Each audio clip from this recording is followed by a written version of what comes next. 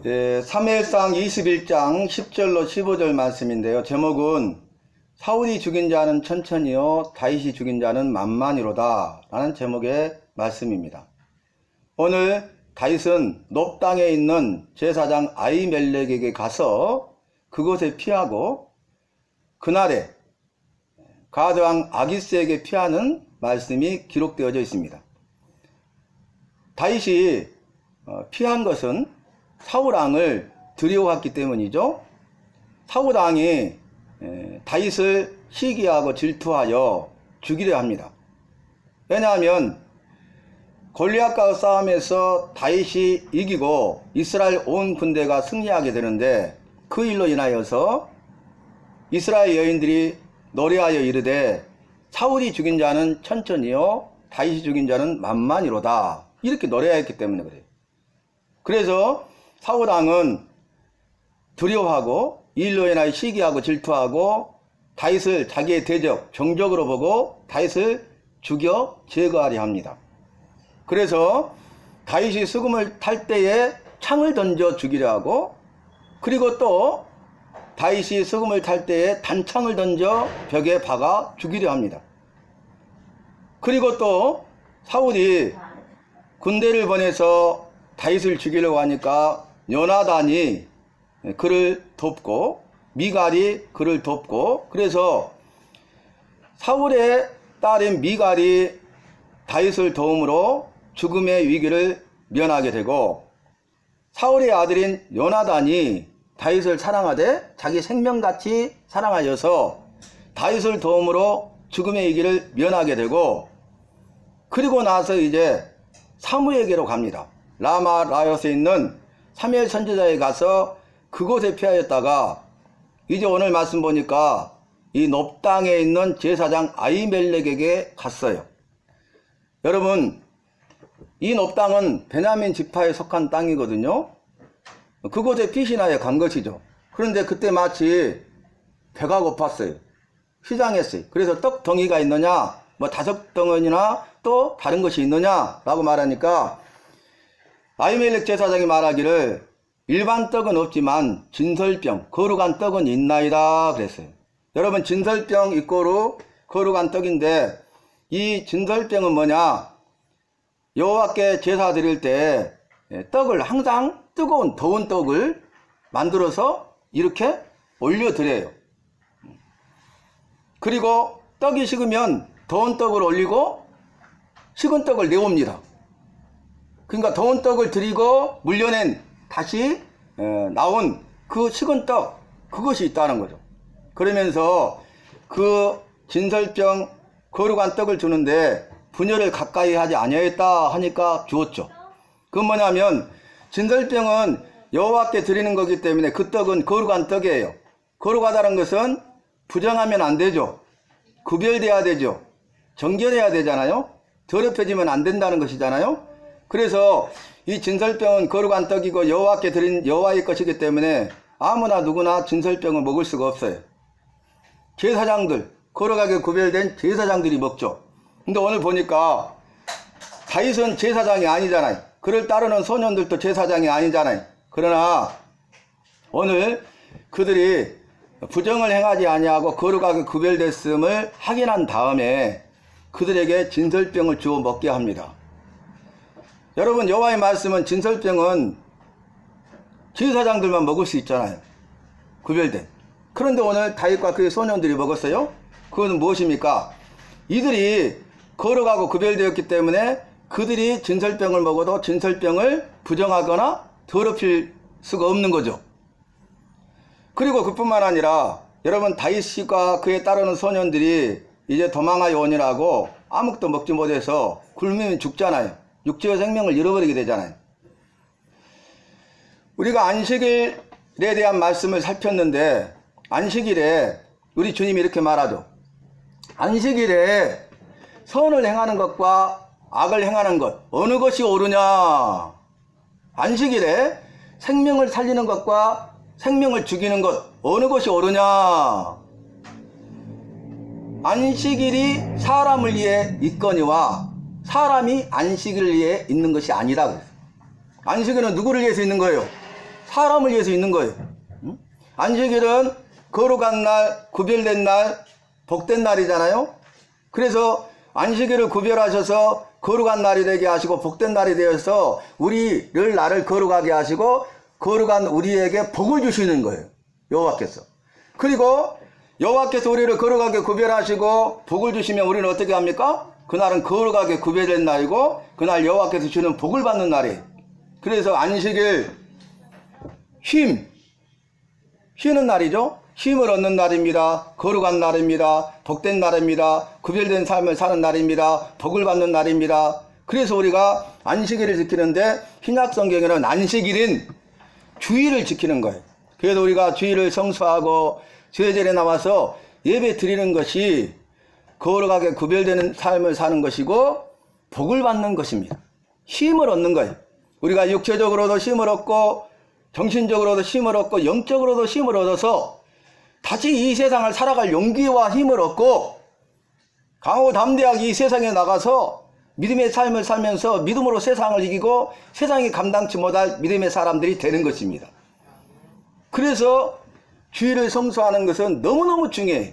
그리고 우리가 주일날 이렇게 나와서 예배 드리는 것은 여호와께서는 예배하는 자를 찾으시기 때문입니다. 여호와께서 온 땅을 두루 감찰하사 전심으로 나를 향하는 자가 누군가를 찾고 계셔요. 온 세상을 두루 감찰하고 두 눈으로 이렇게 불꽃 같은 눈으로 이렇게 보시면서 누가 전심으로 나를 찾고 있느냐? 누가 나를 예배하고 있느냐? 나는 전심으로 나를 찾는 자, 예배하는 자를 찾고 있다. 바로 너구나. 바로 주님이 서신 교회로구나. 바로 주님이 서신 게 성도로구나. 아무개로구나. 우리 주님이 기뻐하신다는 거예요. 저와 여러분이 주일을 성수하고 예배자가 되면 이런 훈련을 통해서 여호와께 순종하고 여호와의 말씀에 순종하는 자가 되고 우리가 순종하는 자가 되면 이 세상에서 살아갈 때 우리의 삶 속에서 삶의 예배자가 되는 것입니다. 먼저 우리가 주님 앞에 나와서 주님을 만나야 돼. 주님 의지해야 돼. 주님의 뜻을 발견해야 돼. 주님의 음성을 들어야 돼. 주님께 붙들림 받아야 됩니다. 그래야 우리가 주님이 나와 함께 하시고 주님이 공급하시는 힘과 능력을 가지고 이 험난한 세상을 헤쳐나가고 이길 수 있는 거예요. 그래서 우리가 찬송했잖아요. 은혜 아니면 살아갈 수가 없네. 여러분 그렇습니까? 그러한 신앙 고백이십니까? 여러분 은혜 아니면 살아갈 수 있는가요? 오직 은혜로 살잖아요. 은혜 아니면 살아갈 수가 없잖아요. 그렇기 때문에 주의를 지키고 이곳에 예배자로 서 있는 것입니다. 그렇기 때문에 우리 주님께서 이곳에 예배자로 서 있는 우리에게 은혜와 복을 주시는 것입니다. 그래 은혜 아니면 살아갈 수 없다고? 알았다. 너의 고백대로 내가 은혜를 주마. 내가 은혜로 함께하마. 은혜로 붙들어주마. 은혜로 도와주마. 은혜로 문제를 해결해주마. 병마저거를 고쳐주마. 능력과 기적을 행하여주마. 은혜 아버지의 주인공 간증자가 되게 해주마. 내가 너를 들었으리라. 내가 너를 기뻐하노라. 내가 주님이 소신계를 들었으리라. 주님이 소신계를 기뻐하노라. 이렇게 말씀하신다는 거예요. 그런데 보세요. 여러분 안식일은 사람을 위해 있는 거예요. 이건 주님의 말씀이. 그러면서 안식일에 선을 행하는 것과 악을 행하는 것 어느 것이 옳으냐? 선을 행해야 됩니다. 생명을 살리는 것과 생명을 죽이는 것 어느 것이 옳으냐? 생명을 살려내야 됩니다. 그러면서 인자는 안식일의 주인이니라. 안식일보다 성전보다 더 큰 이가 여기 있다. 우리 예수님은 성전보다 더 큰 분이시고 안식일을 만드신 안식일의 주인이십니다. 그 예수님의 말씀대로 행하면 됩니다. 우리는 안식일 주일에 선을 행하는 삶을 살아야 돼. 생명을 살리는 일을 해야 돼. 우리가 악을 행하거나 생명을 죽이는 악한 일을 해서는 안 된다는 것입니다. 여러분 우리가 주일을 지키지 않고 예배드리지 않고 세상 속에서 살잖아요. 주일날인데도. 그러면 악을 행하는 거예요. 자기 생명을 죽이는 거예요. 영혼을 팔아버리는 거예요. 세상 욕심에 미혹을 받아서 자기 욕심에 이끌림을 받아서 미혹을 받아서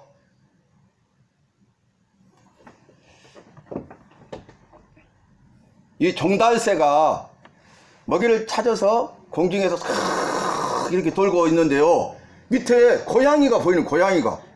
그래서 가까이 이렇게 내려가 보니까 고양이가 수레를 끌고 가는 거예요. 수레를. 그래서 보니까 거기에 편말이 붙었는데 맛있는 벌레 팝니다. 그런 거예요. 벌레가 가득 있어. 그리고 종달새가 가서 어떻게 하면 이 맛있는 벌레를 먹을 수 있냐, 뭘로 살 수 있냐, 그러니까 종달새야, 너의 깃털 하나에 벌레 3마리를 주마.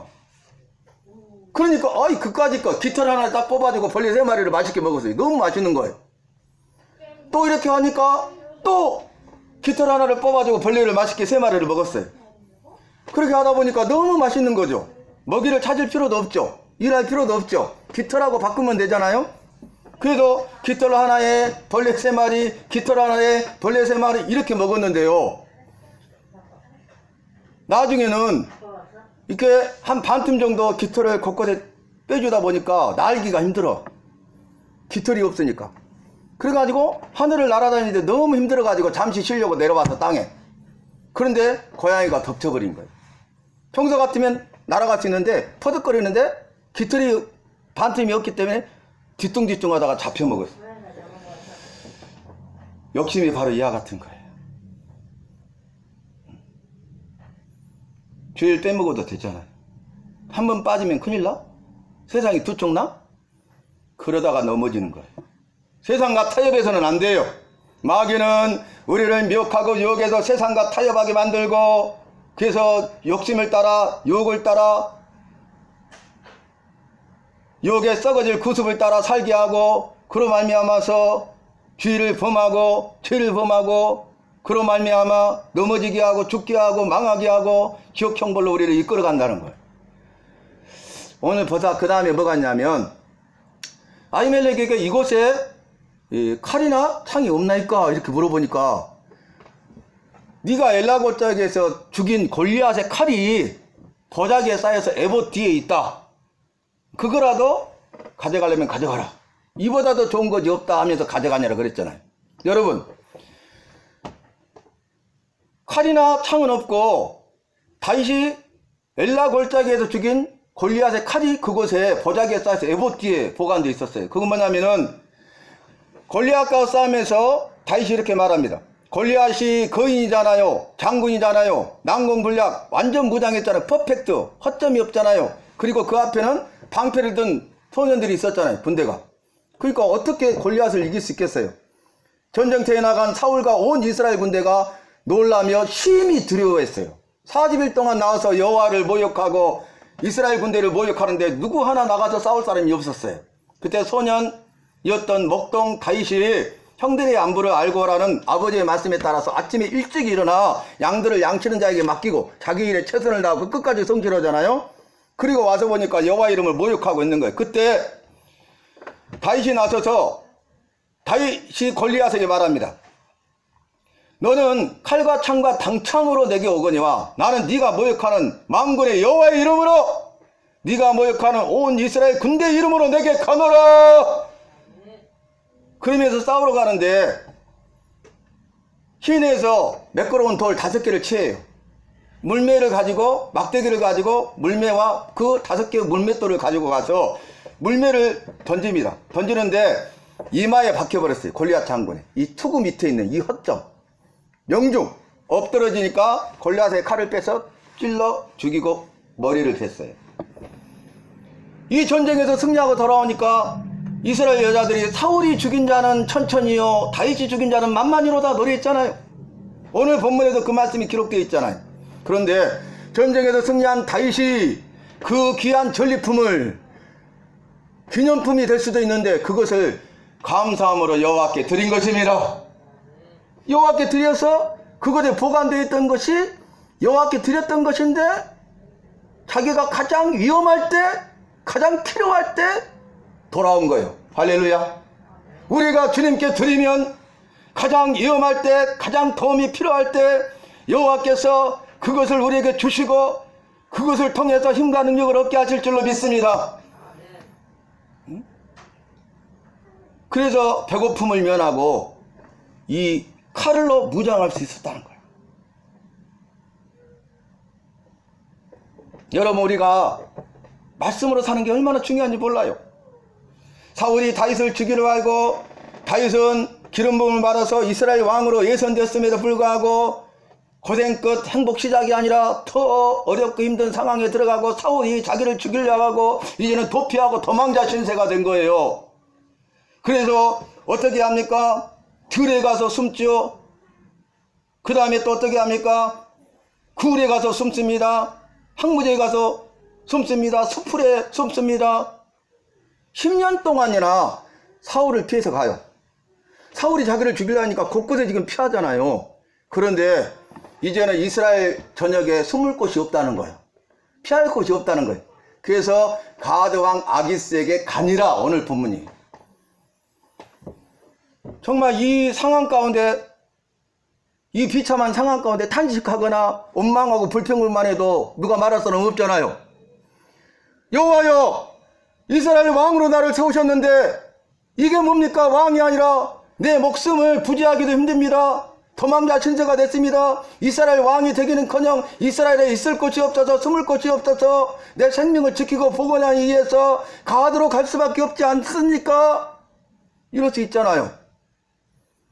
그런데 다윗은 원망하거나 불평불만하지 않았어요. 한탄하지 않았어요. 탄식하지 않았어요. 이럴 수 있습니까? 따지지 않았어요. 그는 묵묵히 여호와의 말씀을 붙들고 그 믿음으로 행한 것입니다. 그래서 시편 56편 3절과 11절 말씀 보면 이 상황에 대해서 고백하는데, 여호와께서 버리시지 아니하실 줄로 믿습니다. 내가 이럴 때 더욱 주님을 의지하나이다. 더욱 주님을 의지하나이다. 지금까지 주님 의지했는데요, 어려움이 올수록, 고난을 당할수록, 문제가 더 많아질수록, 죽음의 위기에 있을수록 더욱 주를 의지한다는 거예요. 여러분, 주님만 의지하십시다. 더욱더 주님을 의지하십시오. 코로나이기 때문에 더욱 주님을 의지해야 됩니다.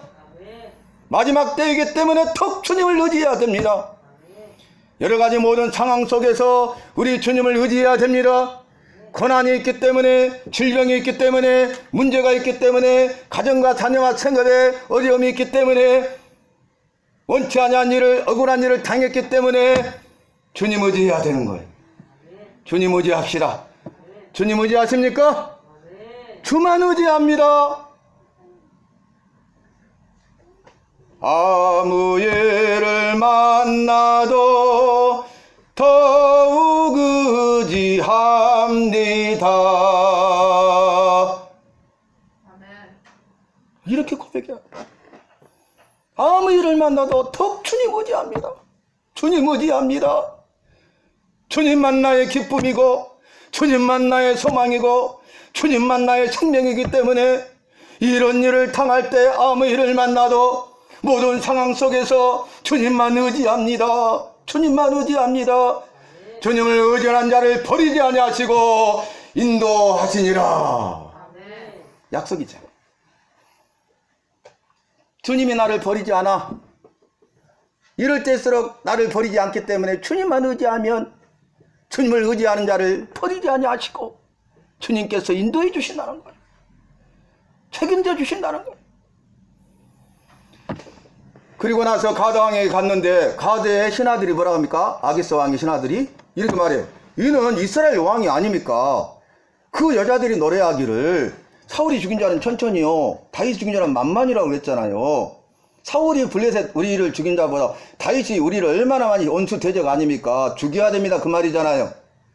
망명을 받아줘서는 안 된다는 거죠.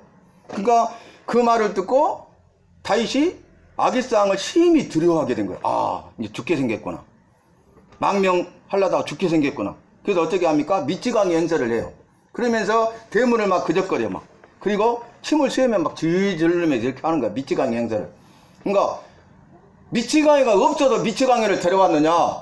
이 미치광이가 내 집에 들어올 수 있겠느냐? 오늘 말씀 그렇게 끝나잖아요. 여러분, 정말 내려갈 때까지 다 내려갔잖아요.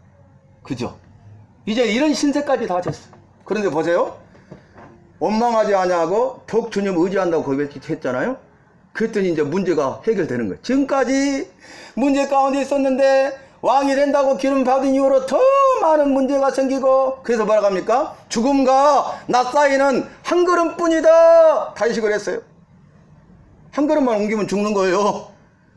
죽음이 경각에 이른 거예요. 요나단이 말하기를 참으로 죽음과 나 사이는 한 걸음뿐이다. 그런데도 그는 끝까지 주님을 의지하고 사울왕을 굴에서 죽일 수 있는 절대절명의 기회를 줬음에도 불구하고 죽이지 않고 여호와께 맡기잖아요. 한 번도 아니라 두 번이나 그를 죽여버리면 도망자 신세가 끝나고 자기가 이스라엘 왕이 될 수 있음에도 불구하고 죽이지 아니하고 그 심판을 여호와께 맡기는 거예요. 이것이 믿음 아니겠어요? 결론은 뭡니까? 저와 여러분은 끝까지 주님을 의지하고, 이럴 때일수록 주님을 의지하고, 모든 상황 속에서 주님을 의지하고, 그럼에도 불구하고 주님을 의지하고, 그래서 나를 지키시고 인도하시는 주님을 만나고, 원수를 갚지 말고 원수 갚는 것을 내게 맡기라 하신 주의 말씀처럼 나를 어렵게 하고 힘들게 하는 원수 대적들을 위해서 불쌍히 여기고 기도하고 그들을 주님께 맡김으로 주님께서 인정하시고 칭찬하시는 믿음의 성도가 되시기를 주님의 이름으로 축복합니다. 주님 감사합니다. 오늘 이렇게 주신 말씀을 통하여서 주님만 의지하는 우리 모두가 되게 하여 주시옵소서. 원수 갚는 것을 주께 맡겨버리게 하여 주시옵소서. 주의 성령께서 우리를 통하여 일하시고 역사하여 주시옵소서. 마음껏 쓰임받게 하여 주시옵소서. 예수님의 이름으로 기도하옵나이다. 아멘.